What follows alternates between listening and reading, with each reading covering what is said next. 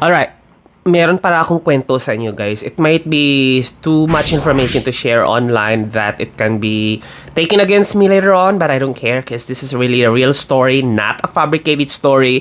Nangyari talaga siya sa akin. So, simulan ko lang ha. Hindi to gawa-gawa, totoo talaga siya. So, going back noong 5 years ago, 8 years na kasi ako naninirahan dito.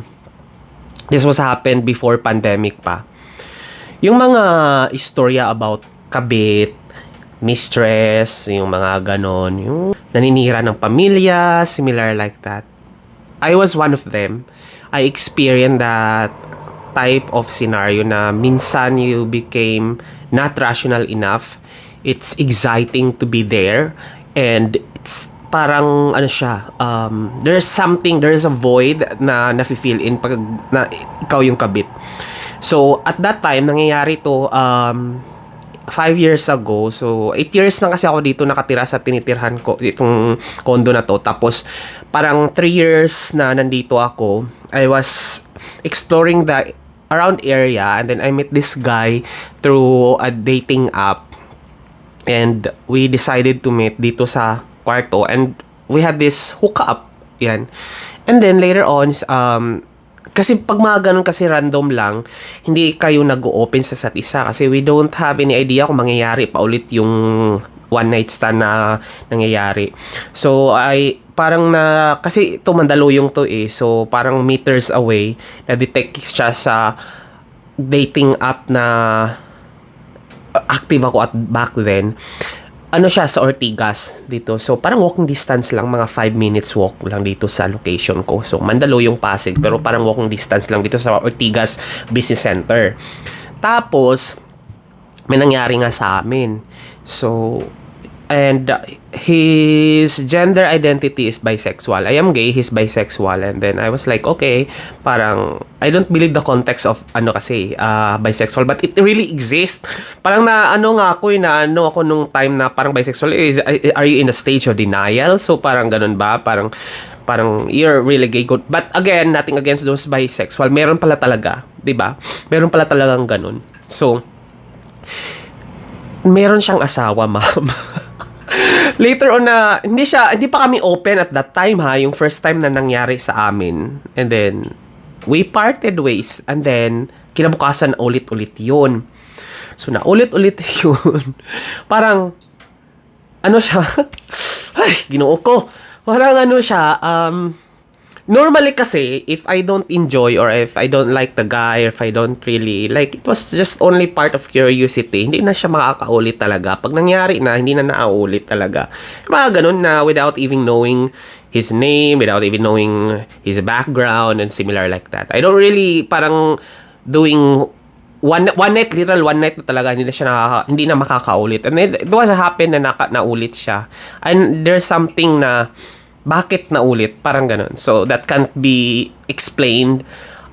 It's beyond indescribable. The feeling itself. So, nung pangalawa, parang the day after, ano kasi siya, panggabi.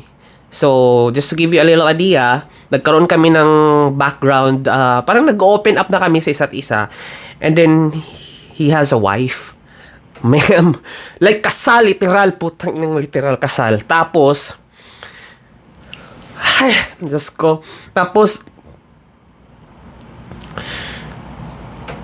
nakwento na niya sa akin nung paulit-ulitan naming nangyari. Kasi if you were doing it multiple times na, you became more open kung ano ka, ganyan. Parang nagkikilala kayo. Tapos, nakwento niya, manager siya or parang management level yung work niya dito sa isang IT company dito sa Ortigas. And it actually, parang make me feel admire him kasi nga okay, this is a legit talagang, hindi siya yung basa-basang tao, parang ano siya, he built that status para makuha niya yung ganyang posisyon. Hindi siya kumbaga tao, hindi siya yung basurang tao, di ba? So, and then ako naman may trabaho rin ako. Sabi ko, imagine if parang we became like in a relationship, like a serious relationship, so we were both financially okay, so we will be able to meet halfway when it comes to dating, when it comes to expenses pagdating sa mga ganong-ganong bahay, yung mga gastusin, ganyan-ganyan. And we have this same wavelength and then this vibration and everything. So everything just became perfect without adding the equation na meron pala siyang wife. The whole context of parang relationship or stepping up, I don't consider the equation na meron palang isang part doon na meron pala siyang asawa. So, yun yung mga iniisip ko na, okay, let's yung feeling ko na parang, okay, let's step forward. Parang ganong feeling na, kasi it started sa one night stand, pero it happened multiple times na parang naging okay yung connection namin sa isa't isa. And then we started to share about life background, mga point of view in life, and then our vibes. Kasi ako talaga, malakas yung vibes ko. Yung parang personality-wise ako yung matapang, maganon siya, very nonchalant, very ganon. Opposite really attracts. And then, for a long time, syempre, I've been like meeting a lot of random people just to actually at least find someone who's actually suitable for me. Pero, hindi pala. Pero this one, I find him na parang suitable for me. But again, without the equation na kasama yung asawa niya. Pero kung isama natin, hindi talaga pwede, di ba? So, at that time, parang I was emotionally vulnerable. Parang nahulog talaga ako, ma'am. Puking ina talaga. Tapos, at that time kasi, it was all about lust. Parang there's a void that he was able to fill in. And then, I was looking for something more than that lust itself kasi it happened multiple times pero nafe-feel ko later on na parang hindi naman ganun kasi nga ang binabalik niya sa akin kasi parang siya ito na nafe-feel ko na later on na parang after noon parang nangyayari siya and it lasted parang 2 months siyang ganun yung setup talaga. Tapos naramdaman ko lang na mali talaga siya, ma'am, nung I started to stalk him kasi nga very private person siya kasi siguro parang preventive action na rin niya siguro baka kasi gagaguhin ko siya pagdating na panahon kapag baliw na ako parang ganun, which is I started to feel that way na kasi alam mo bakit nag-start na ako mag-stalk sa Viber, hinahanap ko yung mga number. Kasi di ba pag number, nakukonekin sa Telegram and everything. May mga ganong drama, di ba na, pag well-versed ako pagdating sa technology, and I started to stalk him. Then, nahanap ko yung Facebook, tapos na parang tinitignan ko yung anak niya, tapos parang, I became more interested doon sa family niya. Parang ganun. Na for me to place my situation, paano ako makakalugar na hindi naman siya ako dehado. Parang ganun. Parang you're thinking of a step na dapat one step ahead of the game ako. Kahit kabit or ganun yung feeling ko. Dapat parang makukuha ko siya. Ganun yung feeling. So nag-stalk ako doon sa asawa niya. Magaling yung asawa niya. Tapos parang sabi niya kasi pag nagkikeme kami, parang, of course, bisexual siya. There's something na parang nakukuha daw niya sa akin na hindi niya nagagawa sa asawa niya. Those statements that I'm not really sure if that was really valid or not. But it was his story, not mine. Pero I started to believe him kasi nga, nahulog na si ma'am. Nahulog na si bakla, ma'am.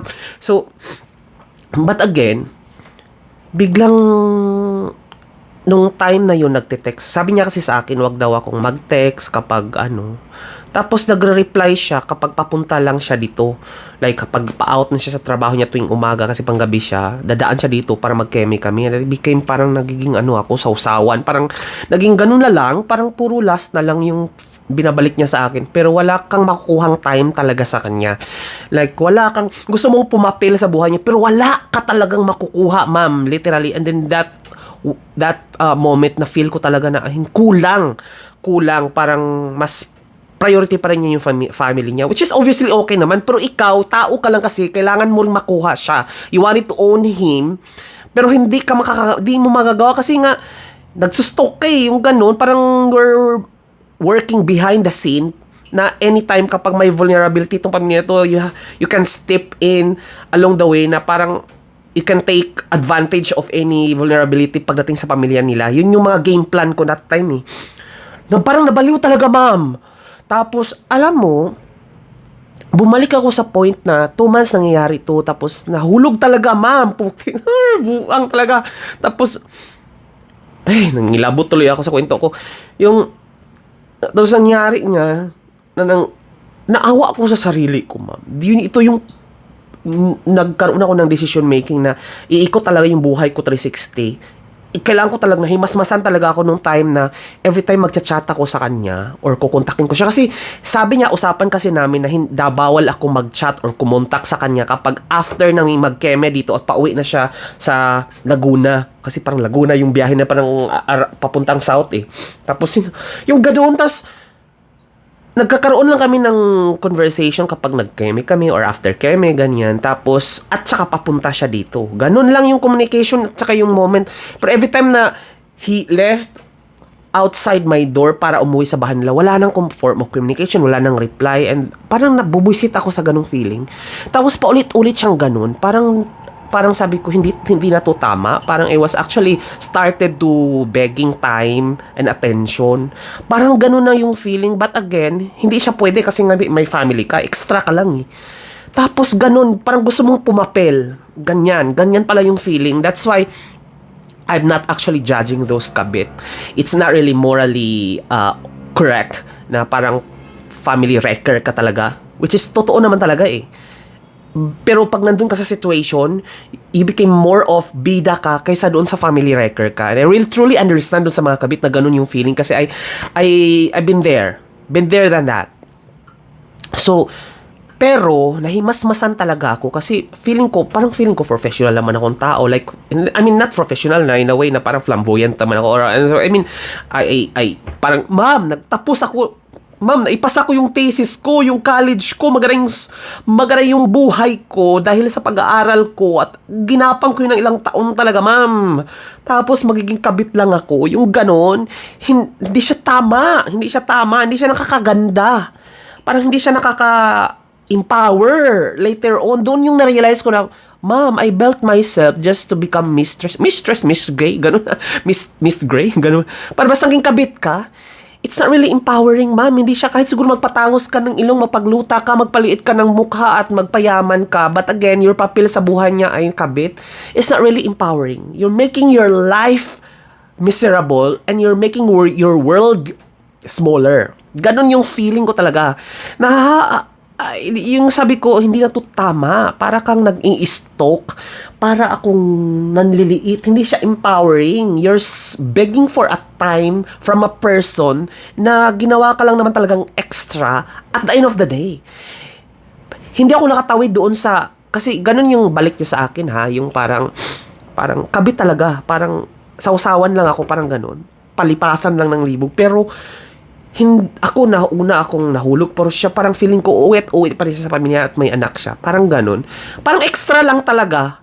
Isaswapin ako yung naunang nahulog kasi ganun sa mga ganun eh. Pag nauna ka talagang nahulog, ikaw yung talo. Ako yung talo at that time and then I redeem myself. Yung naisip ko na parang mali ito eh. Parang bakit ako nang i-stalk? Bakit ako nag-aantay? Kasi nagsisimula na ako mag-chat sa kanya pag pauwi siya eh.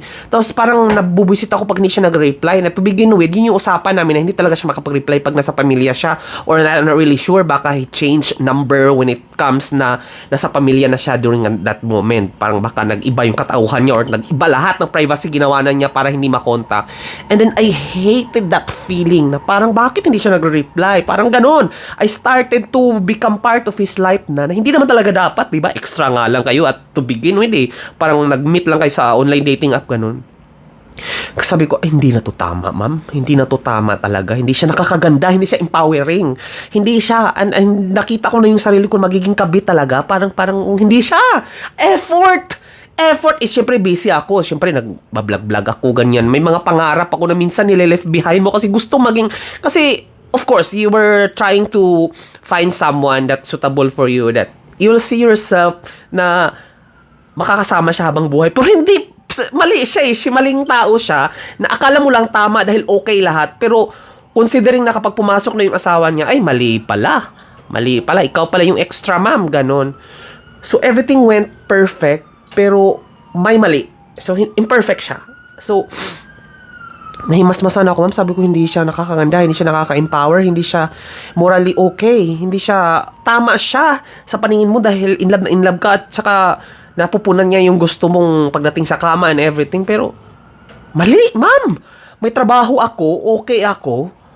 Okay naman ako, hindi naman ako nang hihirap talagang something ganyan. Hindi rin naman ako nanghingi ng pera sa kanya. Kasi it was all about emotional, hindi naman financial. Kasi I'm not gonna compare this doon sa mga kabit talaga na they were actually parang parang dependent doon sa mga lalaki or mga kung anong kabit kasi sinusuplayan sila ng financially and became parang yun na yung source of income nila. Hindi pa naman ako mabot sa ganun kasi nga ano rin ako ma-pride din ako sa ganun may trabaho naman ako. Saka okay naman ako. Parang ano lang talaga. Relasyon lang talaga yung hanap ko at that time. Ma'am, hindi mapwede. Girl, sabi ko, hindi na itigil na to. Then, it takes courage and effort talaga para matanggal mo yung sarili mo doon sa equation at saka sa sitwasyon na yun. And I made it. Kaya naniwala ako na at the end of the day, homewrecker ka pa din. It's just a matter of how you will place yourself in this game na alam mong talo ka. Now, there are fights not worth fighting for. There are games not worth joining. May mga ganon. Kasi at the end of the day, alam mo talagang talo ka. Bakit mo isasalang yung sarili mo? It's just like going into a competition without preparing yourself na manalo. Parang kumuha ka ng bato para ipukpok yung sa ulo mo. Parang ganong sitwasyon na akala mo okay pero hindi siya okay. And yun lang naman yung experience ko. And that was my story.